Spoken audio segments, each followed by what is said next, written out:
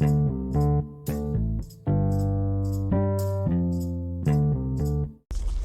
is up? What is going on, people? Dave at SVA Baseball Card Collectors, starting to heat up even more in New York, in New York, which is always a positive.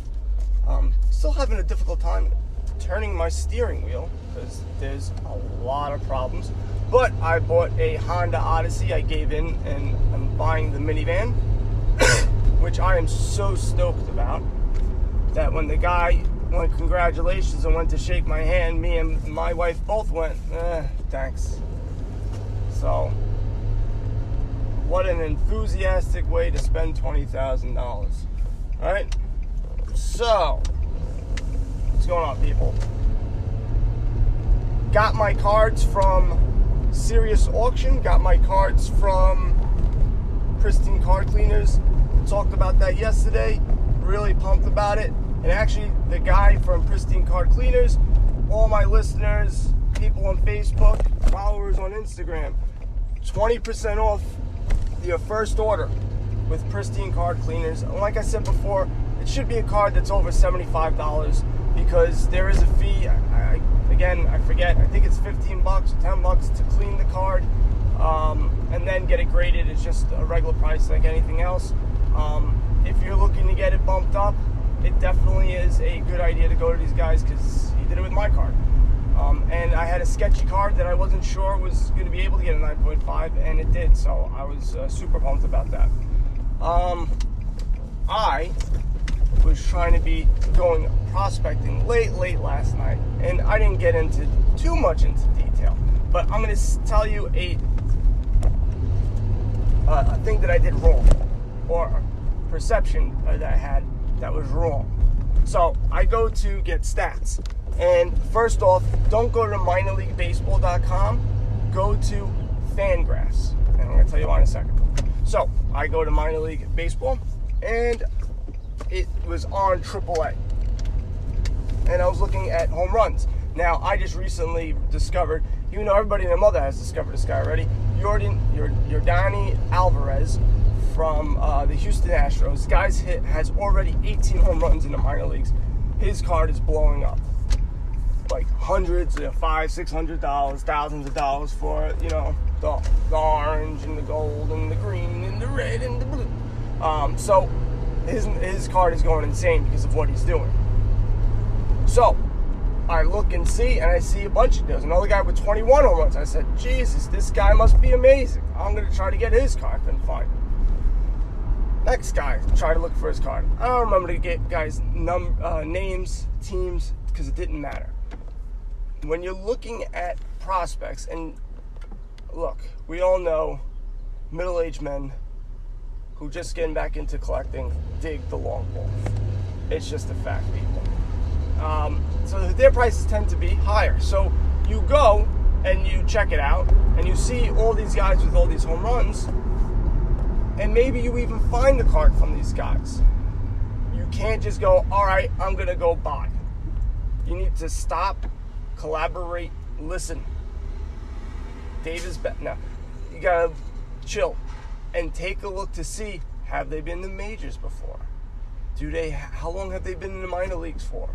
How old are they? Now, it's not like the Yankees where it's, they got a bunch of old guys that were in the minor leagues that have moved up and all of a sudden they're all-stars. But a lot of these guys who are doing well, hitting a lot of home runs, have been up and down a bunch of times, and it just hasn't happened. And that's what happened when I looked. I'm looking for the Bauman Chrome Autos. I see one I didn't see at all. I said, how can this be? This guy's got 21 home runs. Guy's been in the majors since 2013. That's why. And yeah, he hits home runs in the minors, but when he comes up, he doesn't do crap. And that's what I was getting, a lot of those guys. And so you need to go to Fangraphs. They have by team, and like I said, I would suggest going by team if you're starting off because you'll have more of an interest. You're going to want, whatever team that you're looking for, that guy to do really well. And you'll look at maybe there's a minor league system close by. Maybe the AAA is close by to your house. because typically it's closer to where they play professional, where the majors play, so the guys can get, if something happens, they can get shipped over.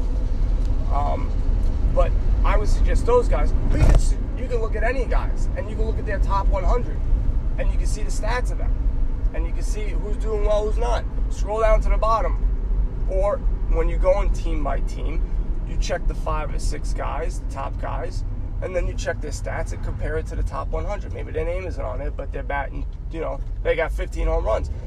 Josh Brew from the Yankees, he's a catcher. He was actually selected second. Anthony Siegler was selected first. That's the ambidextrous guy. He's a switch hitter, 8 now.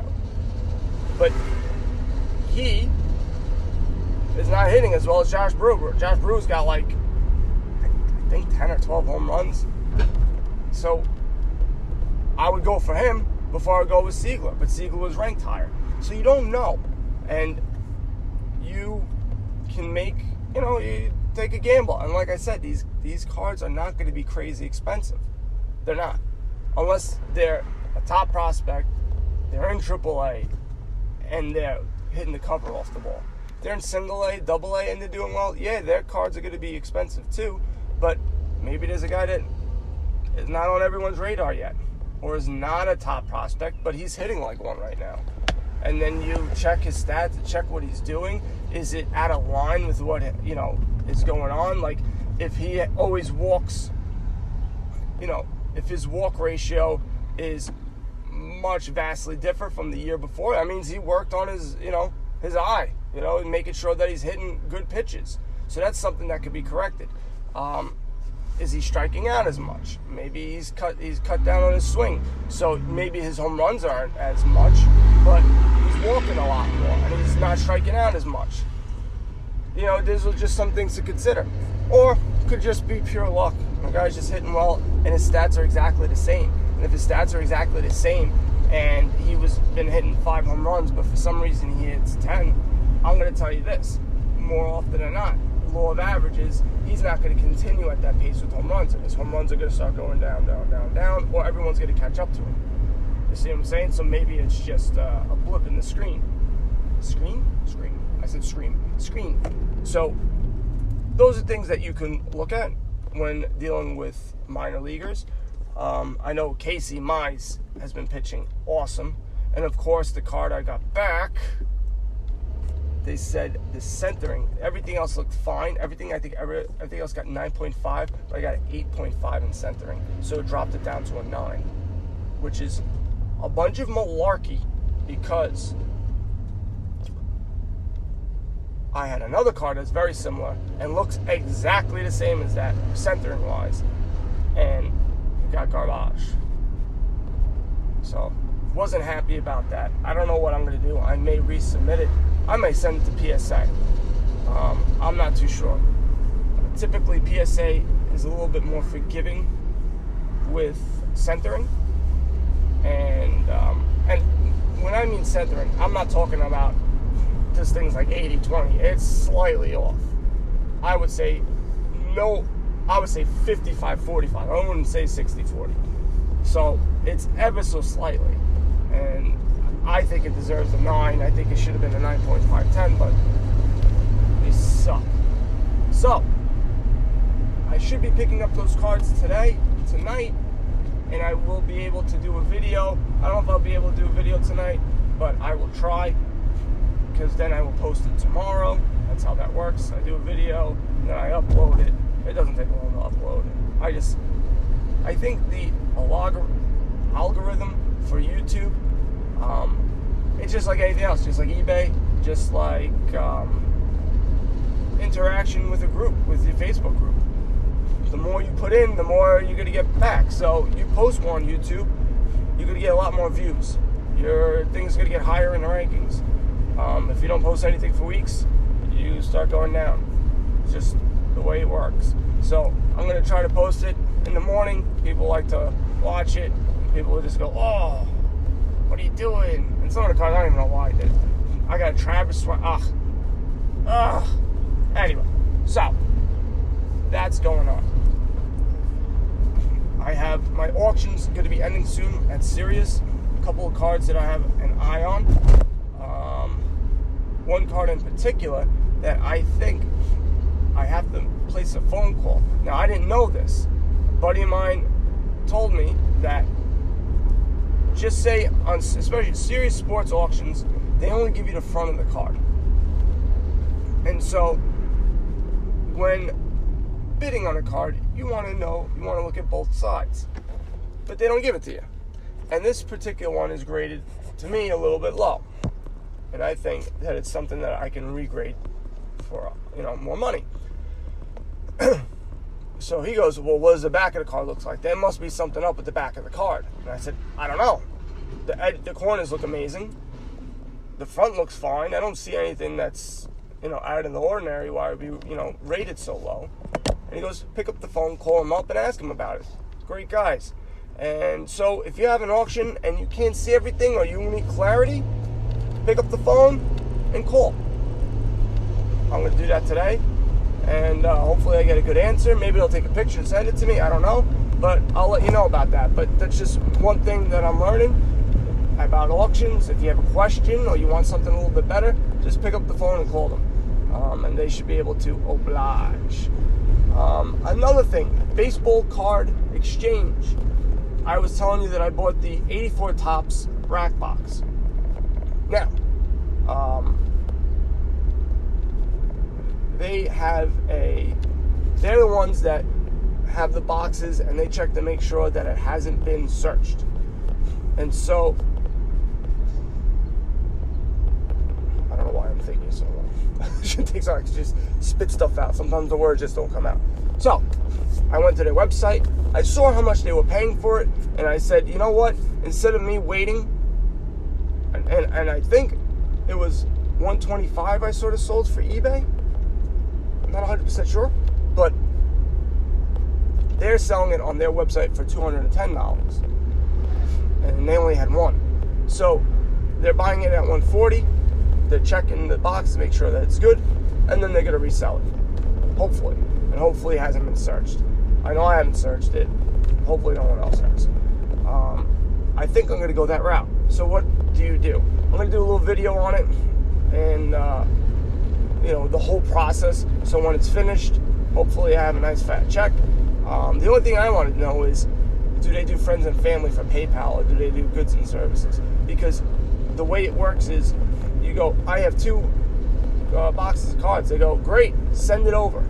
We'll check it, and then if everything all goes well, we'll send you the money. That gives me pause. That gives me concern. I know a lot of people say they're a great company and they have a good reputation. So this is, and I was, sorry, the wind here. And this is what I was telling you guys about before. When you have a good reputation, you're willing to take the chance and go, all right, you know what? I'm going to send my cards and I'm going to trust that they're going to do the right thing. And this is a big trust because I spent, it's only $30 or $35 per box. Actually, it's less than that. But it's much easier for me. So I'm going to send it off. If everything goes well, I should get $280 on my $40, $50 investment. And I still have 10 rack packs that I can sell on eBay. I don't think I'm going to be opening them up. I don't want all these 84 cards. And the fact that if I do hit a Don Mattingly, and what are the chances it's going to be a PSA 10? Very, very difficult. So I'm going to sell them. Hopefully someone else can find it, and you know what's going to happen. They will definitely get a PSA 10 Don Mattingly, which is fine. But I think that's way easier. It's like Amazon FBA. You ship the stuff out, and then you don't think about it no more. So take a look at that. You have some boxes, baseball card exchange, and you don't want to try to sell it on eBay because they're going to take fees and all that nonsense. I definitely would go this route for sure. But I'm going to tell you my experience, and I'll do a review, and maybe I'll do clickbait. maybe I'll go, wonder what happened? Did they give me the money? Stay tuned. And then I'll go make another video. Like a to be continued. Ugh. I just disgusted myself just talking about it. But that would be a nice score. I need to start posting some of these older cards because I'm just spending like a maniac and I'm not selling. I want to get rid of some of my older cards, some of my older commons, the PSA 7 8s, 55 tops. I think I want to sell. I think, like I said before, I want to get cards of guys that I know. I think I would like vintage, and I'm starting to get back into vintage because of that reason. Because there's cards that I like and players that I know, that I've seen, that I've heard. So I'm gonna go that route.